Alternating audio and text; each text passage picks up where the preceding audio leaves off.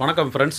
ஹோட்டலில் சாப்பிட்ட மாதிரி நல்லா மொறு மொறுன்னு வீட்டில் தோசை செய்யணும்னு நினப்போம். அதுக்கு புதுசாக தோசைக்கல்லும் வாங்கி வச்சுருப்போம். அப்படி வாங்கின தோசைக்கல்லை எப்படி பழக்கிறதுன்னு தெரியாமல் நிறைய பேர் வீட்டில் சும்மாவே வச்சுருப்போம். அந்த மாதிரி வாங்கி வச்ச தோசைக்கல்லை எப்படி பழக்கணும், அதில் எப்படி மொறு மொறுன்னு தோசை போடணும் அப்படிங்கிறத பற்றி தான் இன்றைக்கி வீடியோவில் பார்க்க போகிறோம். புதுசாக வாங்கின இரும்பு தோசைக்கல்லில் பார்த்தீங்கன்னா மேலே ஒரு எண்ணெய் மாதிரி தடவி இருப்பாங்க. அது எதுக்காக அப்படின்னா துருப்பிடிக்காமல் கடைகளில் ரொம்ப நாள் இருக்கணும் அப்படிங்கிறதுக்காக அந்த மாதிரி பண்ணியிருப்பாங்க. முதலாவதாக ஏதாவது ஒரு டிஷ்வாஷ் லிக்யூட் இல்லைனா சோப்பு வச்சு அந்த ஆயில் எல்லாத்தையும் நல்லா கழுவி எடுத்துருங்க. அடுத்ததாக அந்த தோசைக்கல்லை நல்லா தொடச்சிட்டு அடுப்பில் எடுத்து வச்சுருங்க. அடுப்பில் வச்சு அடுப்பு பற்ற வச்சு ஒரு கைப்பிடி அளவுக்கு கல் உப்பு எடுத்து அந்த தோசைக்கல்லில் போட்டு எல்லா பக்கமும் நல்லா பரப்பி விட்டுருங்க.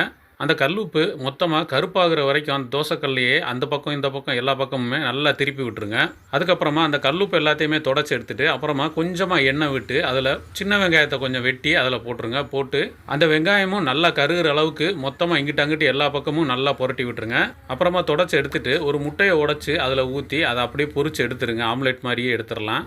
அதுக்கப்புறம் எப்பவும் போல் நீங்கள் தோசை மாவை ஊற்றி தோசையை எடுத்து கீழே போட்டுருங்க. ஏன்னா அது ஒரு உப்பு டேஸ்ட் வந்து அதிகமாக இருக்கும். அதுக்கப்புறம் தோசை ஊற்றுனீங்கன்னா உங்களுக்கு தோசை நல்லா சூப்பராக எலும்பி வரும். அப்படியும் ஒரு சிலருக்கு வரலை அப்படின்னா விளக்கெண்ணெய் யூஸ் பண்ணி ஒரு 2-3 தடவை நீங்கள் தோசை போட்டு பாருங்கள். இந்த மாதிரி டிப்ஸ் எல்லாம் ஃபாலோ பண்ணிங்கன்னா நீங்களும் உங்கள் வீட்டில் நல்லா ஹோட்டலில் சாப்பிட்ட மாதிரி மொறு மொறுன்னு தோசை செஞ்சு சாப்பிட்லாம். நன்றி, வணக்கம்.